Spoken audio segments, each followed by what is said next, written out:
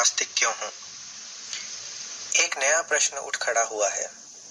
क्या मैं किसी अहंकार के कारण सर्वशक्तिमान, सर्वव्यापी तथा सर्वज्ञानी ईश्वर के अस्तित्व पर विश्वास नहीं करता हूं?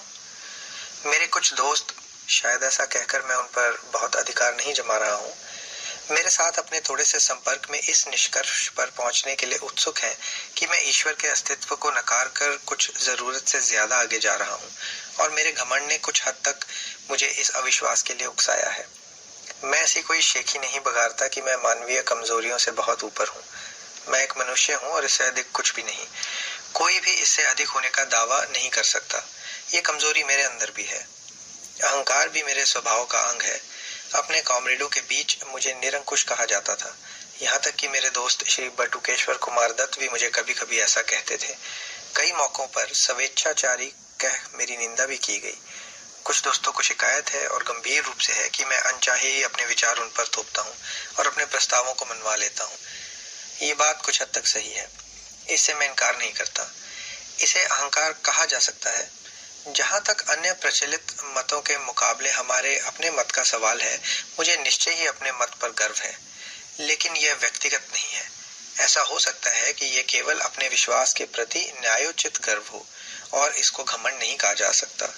घमंड तो स्वयं के प्रति अनुचित गर्व की अधिकता है। क्या यह अनुचित गर्व है जो मुझे नास्तिकता की ओर ले गया, अथवा इस विषय का खूब सावधानी से अध्ययन करने और उस पर खूब विचार करने के बाद मैंने ईश्वर पर अविश्वास किया? मैं ये समझने में पूरी तरह से असफल रहा हूं कि अनुचित गर्व या वृथाभिमान किस तरह किसी व्यक्ति के ईश्वर में विश्वास करने के रास्ते में रोड़ा बन सकता है। किसी वास्तव में महान व्यक्ति की महानता को मैं मान्यता ना दूं, ये तभी हो सकता है जब मुझे भी थोड़ा ऐसा यश प्राप्त हो गया हो जिसके या तो मैं योग्य नहीं हूं या मेरे अंदर वे गुण नहीं है जो इसके लिए आवश्यक है। यहाँ तक तो समझ में आता है, लेकिन यह कैसे हो सकता है कि एक व्यक्ति जो ईश्वर में विश्वास रखता हो, सहसा अपने व्यक्तिगत अहंकार के कारण उसमें विश्वास करना बंद कर दे? दो ही रास्ते संभव हैं। या तो मनुष्य अपने को ईश्वर का प्रतिद्वंद्वी समझने लगे, या वह स्वयं को ही ईश्वर मानना शुरू कर दे। इन दोनों ही अवस्थाओं में वह सच्चा नास्तिक नहीं बन सकता। पहली अवस्था में तो वह अपने प्रतिद्वंद्वी के अस्तित्व को नकारता ही नहीं है। दूसरी अवस्था में भी वह एक ऐसी चेतना के अस्तित्व को मानता है जो पर्दे के पीछे से प्रकृति की सभी गतिविधियों का संचालन करती है। मैं तो उस सर्वशक्तिमान परम आत्मा के अस्तित्व से ही इनकार करता हूँ। यह अहंकार नहीं है जिसने मुझे नास्तिकता के सिद्धांत को ग्रहण करने के लिए प्रेरित किया। मैं ना तो एक प्रतिद्वंद्वी हूँ, ना ही एक अवतार और ना ही स्वयं परमात्मा। इस अभियोग को अस्वीकार करने के लिए आइए तथ्यों पर गौर करें। मेरे इन दोस्तों के अनुसार दिल्ली बम केस और लाहौर षड्यंत्र केस के दौरान मुझे जो अनावश्यक यश मिला, शायद उस कारण मैं वृथाभिमानी हो गया हूँ। मेरा नास्तिकवाद कोई अभी हाल की उत्पत्ति नहीं है। मैंने तो ईश्वर पर विश्वास करना तब छोड़ दिया था जब मैं एक अप्रसिद्ध नौजवान था। कम से कम एक कॉलेज का विद्यार्थी तो ऐसे किसी अनुचित अहंकार को नहीं पाल पोस सकता जो उसे नास्तिकता की ओर ले जाए। यद्यपि मैं कुछ अध्यापकों का चहेता था तथा कुछ अन्य को मैं अच्छा नहीं लगता था, पर मैं कभी भी बहुत मेहनती अथवा पढ़ाकू विद्यार्थी नहीं रहा। अहंकार जैसी भावना में फंसने का कोई मौका ही न मिल सका। मैं तो एक बहुत लज्जालू स्वभाव का लड़का था जिसकी भविष्य के बारे में कुछ निराशावादी प्रकृति थी। मेरे बाबा, जिनके प्रभाव में मैं बड़ा हुआ, एक रूढ़िवादी आर्य समाजी हैं। एक आर्य समाजी और कुछ भी हो, नास्तिक नहीं होता। अपनी प्राथमिक शिक्षा पूरी करने के बाद मैंने डीएवी स्कूल लाहौर में प्रवेश लिया और पूरे 1 साल उसके छात्रावास में रहा। वहां सुबह और शाम की प्रार्थना के अतिरिक्त मैं घंटों गायत्री मंत्र जपा करता था। उन दिनों मैं पूरा भक्त था। बाद में मैंने अपने पिता के साथ रहना शुरू किया। जहां तक धार्मिक रूढ़िवादिता का प्रश्न है, वह एक उदारवादी व्यक्ति है। उन्हीं की शिक्षा से मुझे स्वतंत्रता के ध्येय के लिए अपने जीवन को समर्पित करने की प्रेरणा मिली। किंतु वे नास्तिक नहीं है। उनका ईश्वर में दृढ़ विश्वास है। वे मुझे प्रतिदिन पूजा प्रार्थना के लिए प्रोत्साहित करते रहते थे। इस प्रकार से मेरा पालन पोषण हुआ। असहयोग आंदोलन के दिनों में राष्ट्रीय कॉलेज में प्रवेश लिया। यहाँ आकर ही मैंने सारी धार्मिक समस्याओं, यहाँ तक कि ईश्वर के अस्तित्व के बारे में उदारता पूर्वक सोचना, विचारना तथा उसकी आलोचना करना शुरू किया। पर अभी भी मैं पक्का आस्तिक था। उस समय तक मैं अपने लंबे बाल रखता था। यद्यपि मुझे कभी भी सिख या अन्य धर्मों की पौराणिकता और सिद्धांतों में विश्वास न हो सका था। किंतु मेरी ईश्वर के अस्तित्व में दृढ़ निष्ठा थी। बाद में मैं क्रांतिकारी पार्टी से जुड़ा। वहां जिस पहले नेता से मेरा संपर्क हुआ वे तो पक्का विश्वास न होते हुए भी ईश्वर के अस्तित्व को नकारने का साहस ही नहीं कर सकते थे। ईश्वर के बारे में मेरे हठ पूर्वक पूछते रहने पर वे कहते, जब इच्छा हो तब पूजा कर लिया करो। ये नास्तिकता है जिसमें साहस का अभाव है। दूसरे नेता जिनके मैं संपर्क में आया, पक्के श्रद्धालु आदरणीय कॉमरेड शचीन्द्र नाथ सान्याल आजकल काकोरी षड्यंत्र केस के सिलसिले में आजीवन कारावास भोग रहे हैं। उनकी पुस्तक बंदी जीवन ईश्वर की महिमा का जोर शोर से गान है। उन्होंने उसमें ईश्वर के ऊपर प्रशंसा के पुष्प रहस्यात्मक वेदांत के कारण बरसाए हैं। 28 जनवरी 1925 को पूरे भारत में जो द रेवोल्यूशनरी पर्चा बांटा गया था वह उन्हीं के बौद्धिक श्रम का परिणाम है। उसमें सर्वशक्तिमान और उसकी लीला एवं कार्यों की प्रशंसा की गई है। मेरा ईश्वर के प्रति अविश्वास का भाव क्रांतिकारी दल में भी प्रस्फुटित नहीं हुआ था। काकोरी के सभी 4 शहीदों ने अपने अंतिम दिन भजन प्रार्थना में गुजारे थे। राम प्रसाद बिस्मिल एक रूढ़िवादी आर्य समाजी थे। समाजवाद तथा साम्यवाद में अपने वृहद अध्ययन के बावजूद राजेन लाहिड़ी उपनिषद एवं गीता के श्लोकों के उच्चारण की अपनी अभिलाषा को दबा न सके। मैंने उन सब में सिर्फ एक ही व्यक्ति को देखा जो कभी प्रार्थना नहीं करता था और कहता था, दर्शन शास्त्र मनुष्य की दुर्बलता अथवा ज्ञान के सीमित होने के कारण उत्पन्न होता है। वह भी आजीवन निर्वासन की सजा भोग रहा है, परंतु उसने भी ईश्वर के अस्तित्व को नकारने की कभी हिम्मत नहीं की। इस समय तक मैं केवल एक रोमांटिक आदर्शवादी क्रांतिकारी था। अब तक हम दूसरों का अनुसरण करते थे, अब अपने कंधों पर जिम्मेदारी उठाने का समय आया था। ये मेरे क्रांतिकारी जीवन का एक निर्णायक बिंदु था। अध्ययन की पुकार मेरे मन के गलियारों में गूंज रही थी। विरोधियों द्वारा रखे गए तर्कों का सामना करने योग्य बनने के लिए अध्ययन करो। अपने मत के पक्ष में तर्क देने के लिए सक्षम होने के वास्ते पढ़ो। मैंने पढ़ना शुरू कर दिया। इससे मेरे पुराने विचार व विश्वास अद्भुत रूप से परिष्कृत हुए। रोमांस की जगह गंभीर विचारों ने ले ली। न और अधिक रहस्यवाद, न ही अंधविश्वास, यथार्थवाद हमारा आधार बना।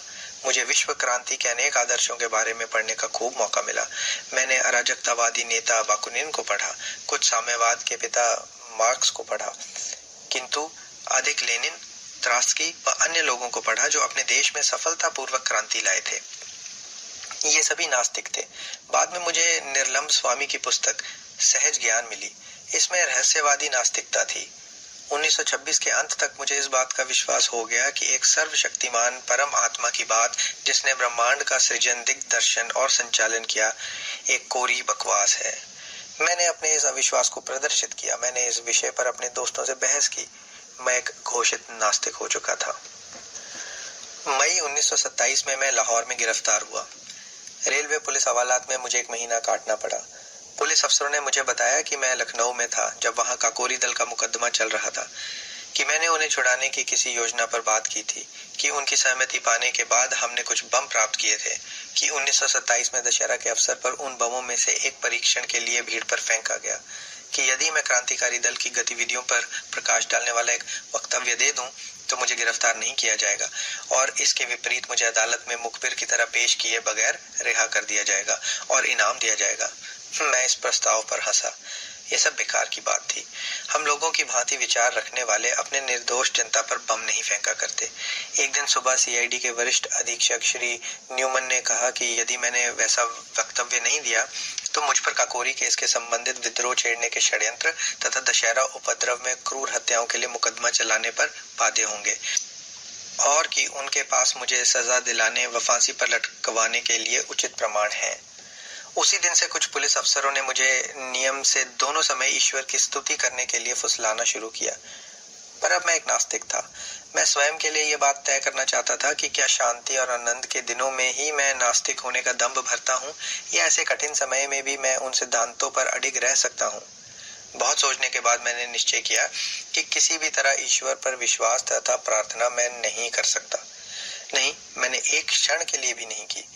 यही असली परीक्षण था और मैं सफल रहा। अब मैं पक्का अविश्वासी था और तब से लगातार हूँ। इस परीक्षण पर खरा उतरना आसान काम न था। विश्वास कष्टों को हल्का कर देता है, यहाँ तक कि उन्हें सुखकर बना सकता है। ईश्वर में मनुष्य को अत्यधिक सांत्वना देने वाला एक आधार मिल सकता है। उसके बिना मनुष्य को अपने ऊपर निर्भर करना पड़ता है। तूफान और झंझावात के बीच अपने पांवों पर खड़ा रहना कोई बच्चों का खेल नहीं है। परीक्षा की इन घड़ियों में अहंकार यदि है तो भाप बनकर उड़ जाता है और मनुष्य अपने विश्वास को ठुकराने का साहस नहीं कर पाता। यदि ऐसा करता है तो इससे यह निष्कर्ष निकलता है कि उसके पास सिर्फ अहंकार नहीं वरन कोई अन्य शक्ति है। आज बिल्कुल वैसी ही स्थिति है। निर्णय का पूरा पता है। 1 सप्ताह के अंदर ही यह घोषित हो जाएगा कि मैं अपना जीवन एक ध्येय पर न्यौछावर करने जा रहा हूँ। इस विचार के अतिरिक्त और क्या सांत्वना हो सकती है। ईश्वर में विश्वास रखने वाला हिंदू पुनर्जन्म पर राजा होने की आशा कर सकता है। एक मुसलमान या ईसाई स्वर्ग में व्याप्त समृद्धि के आनंद की तथा अपने कष्टों और बलिदान के लिए पुरस्कार की कल्पना कर सकता है। किंतु मैं क्या आशा करूं? मैं जानता हूं कि जिस क्षण रस्सी का फंदा मेरी गर्दन पर लगेगा और मेरे पैरों के नीचे से तख्ता हटेगा, वह पूर्ण विराम होगा, वह अंतिम क्षण होगा। मैं या मेरी आत्मा सब वहीं समाप्त हो जाएगी, आगे कुछ ना रहेगा। एक छोटी सी जूझती हुई जिंदगी जिसकी कोई ऐसी गौरवशाली परिणति नहीं है, अपने में स्वयं एक पुरस्कार होगी, यदि मुझ में इस दृष्टि से देखने का साहस हो। बिना किसी स्वार्थ के यहाँ या यहाँ के बाद पुरस्कार की इच्छा के बिना मैंने अनासक्त भाव से अपने जीवन को स्वतंत्रता के ध्येय पर समर्पित कर दिया है, क्योंकि मैं और कुछ कर ही नहीं सकता था। जिस दिन हमें इस मनोवृत्ति के बहुत से पुरुष और महिलाएं मिल जाएंगे जो अपने जीवन को मनुष्य की सेवा और पीड़ित मानवता के उद्धार के अतिरिक्त कहीं समर्पित कर ही नहीं सकते, उसी दिन मुक्ति के युग का शुभारंभ होगा। वे शोषकों, उत्पीड़कों और अत्याचारियों को चुनौती देने के लिए उत्प्रेरित होंगे, इसलिए नहीं कि उन्हें राजा बनना है या कोई अन्य पुरस्कार प्राप्त करना है, यहाँ या अगले जन्म में या मृत्युपरांत स्वर्ग में। उन्हें तो मानवता की गर्दन से दास्ता का जुआ उतार फेंकने और मुक्ति एवं शांति स्थापित करने के लिए इस मार्ग को अपनाना होगा।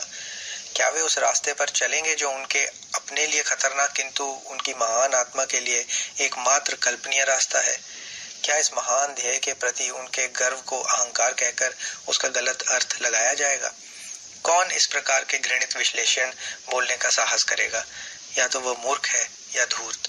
हमें चाहिए कि उसे क्षमा कर दें, क्योंकि वह उस हृदय में उद्वेलित उच्च विचारों, भावनाओं, आवेगों तथा उनकी गहराइयों को महसूस नहीं कर सकता।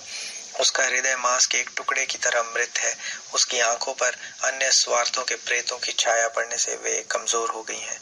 स्वयं पर भरोसा रखने के गुण को सदैव अहंकार की संज्ञा दी जा सकती है।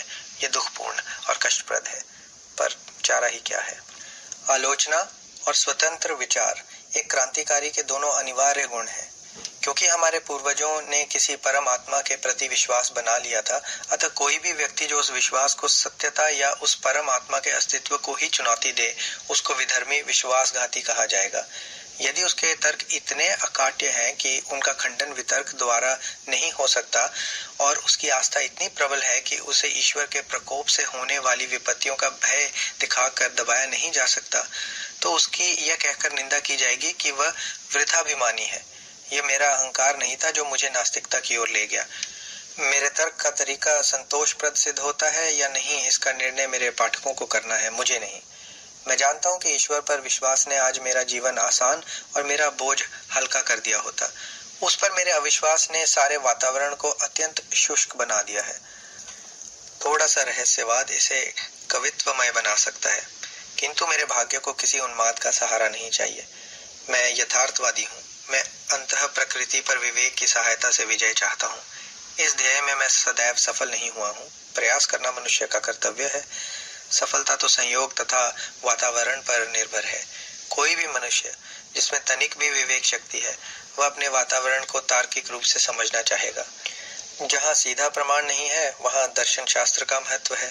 जब हमारे पूर्वजों ने फुर्सत के समय विश्व के रहस्य को, इसके भूत, वर्तमान एवं भविष्य को, इसके क्यों और कहाँ से को समझने का प्रयास किया, तो सीधे परिणामों के कठिन अभाव में हर व्यक्ति ने इन प्रश्नों को अपने ढंग से हल किया। यही कारण है कि विभिन्न धार्मिक मतों में हमको इतना अंतर मिलता है, जो कभी कभी वैमनस्य तथा झगड़े का रूप ले लेता है।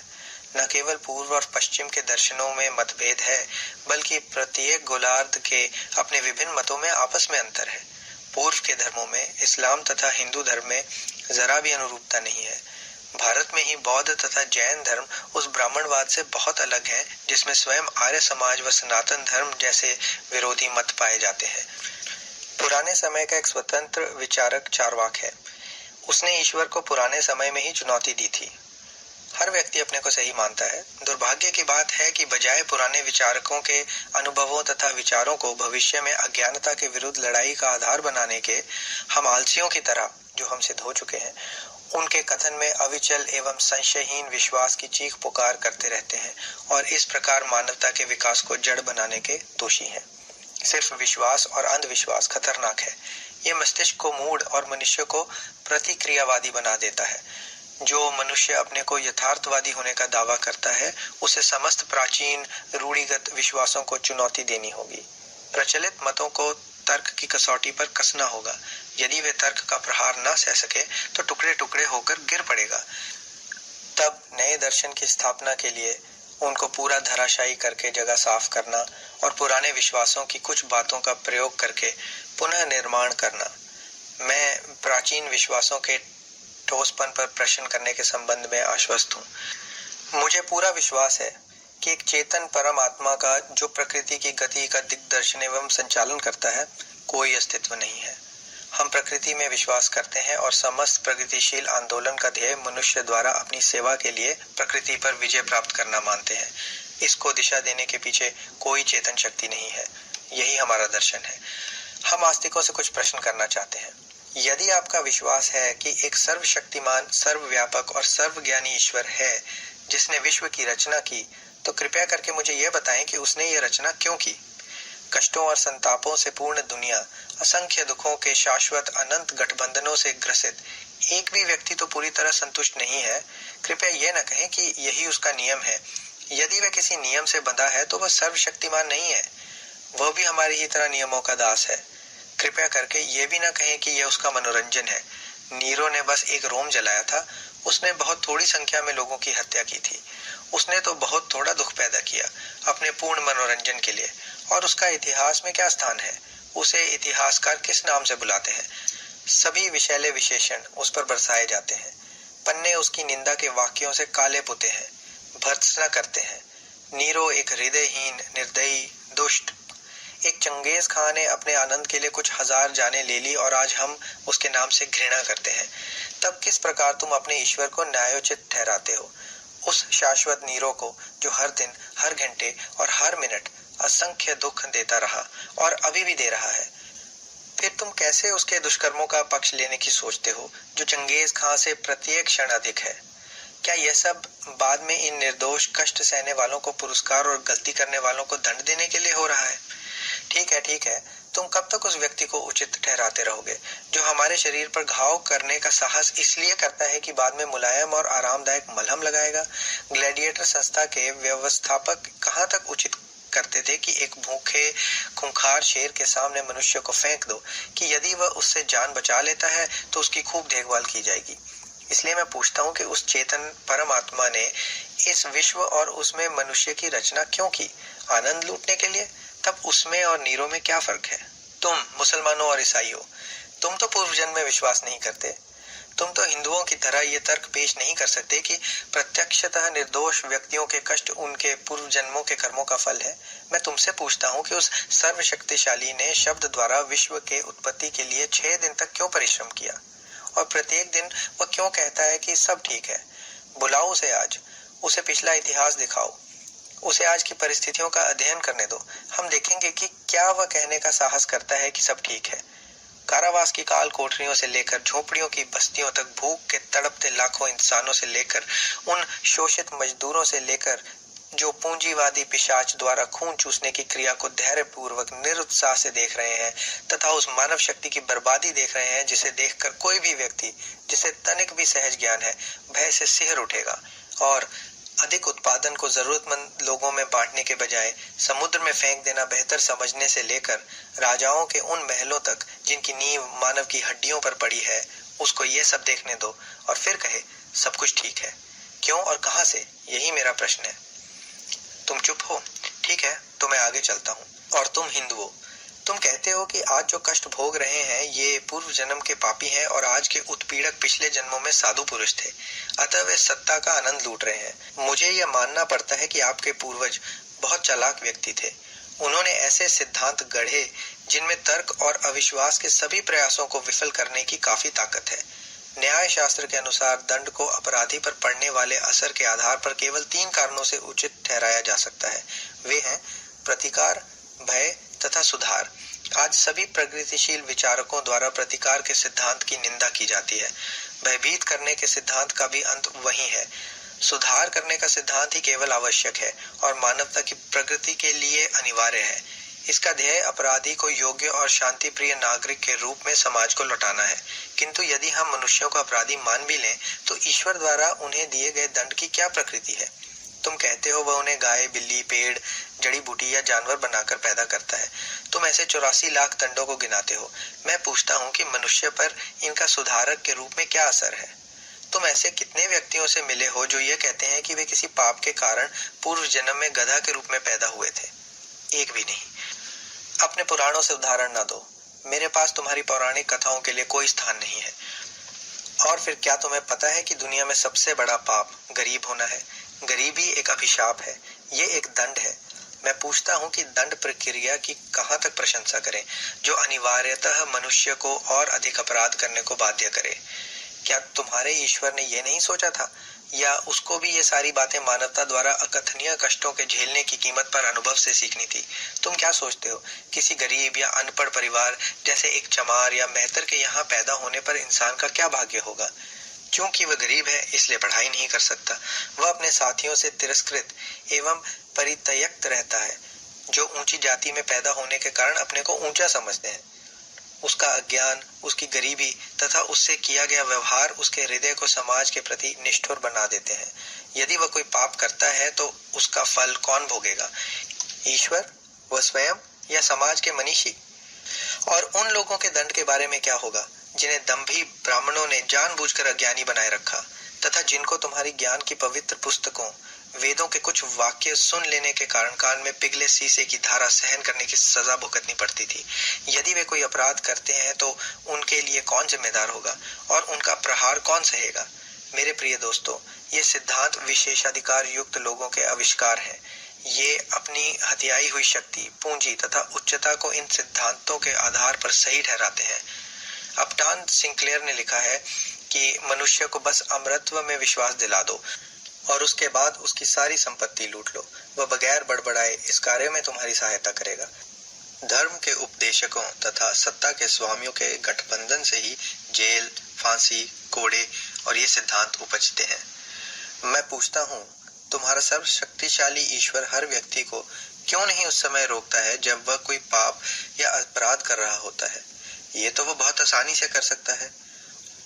उसने क्यों नहीं लड़ाकू राजाओं की लड़ने की उग्रता को समाप्त किया और इस प्रकार विश्व युद्ध द्वारा मानवता पर पड़ने वाली विपत्तियों से उसे बचाया? उसने अंग्रेजों के मस्तिष्क में भारत को मुक्त कर देने की भावना क्यों नहीं पैदा की? वह क्यों नहीं पूंजीपतियों के हृदय में ये परोपकारी उत्साह भर देता कि वे उत्पादन के साधनों पर अपना व्यक्तिगत संपत्ति का अधिकार त्याग दें और इस प्रकार केवल संपूर्ण श्रमिक समुदाय, वर्ण, समस्त मानव समाज को पूंजीवादी बेड़ियों से मुक्त करें? आप समाजवाद की व्यवहारिकता पर तर्क करना चाहते हैं। मैं इसे आपके सर्वशक्तिमान पर छोड़ देता हूँ कि वह लागू करे।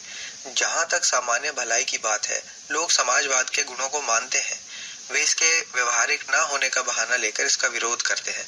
परमात्मा को आने दो और वह चीज को सही तरीके से कर दे। अंग्रेजों की हुकूमत यहाँ इसलिए नहीं है कि ईश्वर चाहता है, बल्कि इसलिए कि उनके पास ताकत है और हम में उनका विरोध करने की हिम्मत नहीं। वे हमको अपने प्रभुत्व में ईश्वर की मदद से नहीं रखे हैं, बल्कि बंदूकों, राइफलों, बमों और गोलियों, पुलिस और सेना के सहारे। ये हमारी उदासीनता है कि वे समाज के विरुद्ध सबसे निंदनीय अपराध, एक राष्ट्र का दूसरे राष्ट्र द्वारा अत्याचार पूर्ण शोषण सफलतापूर्वक कर रहे हैं। कहाँ है ईश्वर? क्या वह मनुष्य जाति के इन कष्टों का मजा ले रहा है? एक नीरो, एक चंगेज, उसका नाश हो। क्या तुम मुझसे पूछते हो कि मैं इस विश्व की उत्पत्ति तथा मानव की उत्पत्ति की व्याख्या कैसे करता हूँ? ठीक है, मैं तुम्हें बताता हूँ। चार्ल्स डार्विन ने इस विषय पर कुछ प्रकाश डालने की कोशिश की है। उसे पढ़ो। ये एक प्रकृति की घटना है। विभिन्न पदार्थों के निहारिका के आकार में आकस्मिक मिश्रण से पृथ्वी बनी। कब? इतिहास देखो। इसी प्रकार की घटना से जंतु पैदा हुए और एक लंबे दौर में मानव। डार्विन की जीव की उत्पत्ति पढ़ो और तदुपरांत सारा विकास मनुष्य द्वारा प्रकृति के लगातार विरोध और उस पर विजय प्राप्त करने की चेष्टा से हुआ। यह इस घटना की संभवतः सबसे सूक्ष्म व्याख्या है। तुम्हारा दूसरा तर्क यह हो सकता है कि क्यों एक बच्चा अंधा या लंगड़ा पैदा होता है? क्या यह उसके पूर्व जन्म में किए गए कार्यों का फल नहीं है? जीव विज्ञान वेताओं ने इस समस्या का वैज्ञानिक समाधान निकाल लिया है। अवश्य ही तुम एक और बचकाना प्रश्न पूछ सकते हो, यदि ईश्वर नहीं है तो लोग उसमें विश्वास क्यों करने लगे? मेरा उत्तर सूक्ष्म तथा स्पष्ट है। जिस प्रकार वे प्रेतों तथा दुष्ट आत्माओं में विश्वास करने लगे। अंतर केवल इतना है कि ईश्वर में विश्वास विश्वव्यापी है और दर्शन अत्यंत विकसित। इसकी उत्पत्ति का श्रेय उन शोषकों की प्रतिभा को है जो परमात्मा के अस्तित्व का उपदेश देकर लोगों को अपने प्रभुत्व में रखना चाहते थे तथा उनसे अपनी विशिष्ट स्थिति का अधिकार एवं अनुमोदन चाहते थे। सभी धर्म, संप्रदाय, पंथ और ऐसी अन्य संस्थाएं अंत में निर्दयी और शोषक संस्थाओं, व्यक्तियों तथा वर्गों की समर्थक हो जाती हैं। राजा के विरुद्ध हर विद्रोह हर धर्म में सदैव ही पाप रहा है। मनुष्य की सीमाओं को पहचानने पर, उसकी दुर्बलता व दोष को समझने के बाद परीक्षा की घड़ियों में मनुष्य को बहादुरी से सामना करने के लिए उत्साहित करने, सभी खतरों को पुरुषत्व के साथ झेलने तथा संपन्नता एवं ऐश्वर्य में उसके विस्फोट को बांधने के लिए ईश्वर के काल्पनिक अस्तित्व की रचना हुई। अपने व्यक्तिगत नियमों तथा अभिभावकीय उदारता से पूर्ण ईश्वर की बढ़ा चढ़ाकर कल्पना एवं चित्रण किया गया। जब उसकी उग्रता तथा व्यक्तिगत नियमों की चर्चा होती है तो उसका उपयोग एक भय दिखाने वाले के रूप में किया जाता है ताकि कोई मनुष्य समाज के लिए खतरा न बन जाए। जब उसके अभिभावक गुणों की व्याख्या होती है तो उसका उपयोग एक माता, पिता, भाई, बहन, दोस्त तथा सहायक की तरह किया जाता है। जब मनुष्य अपने सभी दोस्तों द्वारा विश्वासघात तथा त्याग देने से अत्यंत क्लेश में हो, तब उसे इस विचार से सांत्वना मिल सकती है कि एक सदा सच्चा दोस्त उसकी सहायता करने को है, उसको सहारा देगा तथा वह सर्वशक्तिमान है और कुछ भी कर सकता है। वास्तव में आदिम काल में यह समाज के लिए उपयोगी था। पीड़ा में पड़े मनुष्य के लिए ईश्वर की कल्पना उपयोगी होती है। समाज को इस विश्वास के विरुद्ध लड़ना होगा। मनुष्य जब अपने पैरों पर खड़ा होने का प्रयास करता है तथा यथार्थवादी बन जाता है, तब उसे श्रद्धा को एक ओर फेंक देना चाहिए और उन सभी कष्टों, परेशानियों का पुरुषत्व के साथ सामना करना चाहिए जिनमें परिस्थितियां उसे पटक सकती हैं। यही आज मेरी स्थिति है। यह मेरा अहंकार नहीं है मेरे दोस्त, यह मेरे सोचने का तरीका है जिसने मुझे नास्तिक बनाया है। ईश्वर में विश्वास और रोज बरोज की प्रार्थना को मैं मनुष्य के लिए सबसे स्वार्थी और गिरा हुआ काम मानता हूँ। मैंने उन नास्तिकों के बारे में पढ़ा है जिन्होंने सभी विपदाओं का बहादुरी से सामना किया। अतः मैं भी एक पुरुष की भांति फांसी के फंदे की अंतिम घड़ी तक सिर ऊंचा किए खड़ा रहना चाहता हूँ। हमें देखना है कि मैं कैसे निभा पाता हूँ। मेरे एक दोस्त ने मुझे प्रार्थना करने को कहा। जब मैंने उसे नास्तिक होने की बात बताई तो उसने कहा, अपने अंतिम दिनों में तुम विश्वास करने लगोगे। मैंने कहा, नहीं प्यारे दोस्त, ऐसा नहीं होगा। मैं इसे अपने लिए अपमानजनक तथा भ्रष्ट होने की बात समझता हूँ। स्वार्थी कारणों से मैं प्रार्थना नहीं करूंगा। पाठकों और दोस्तों, क्या यह अहंकार है? अगर है तो मैं स्वीकार करता हूँ।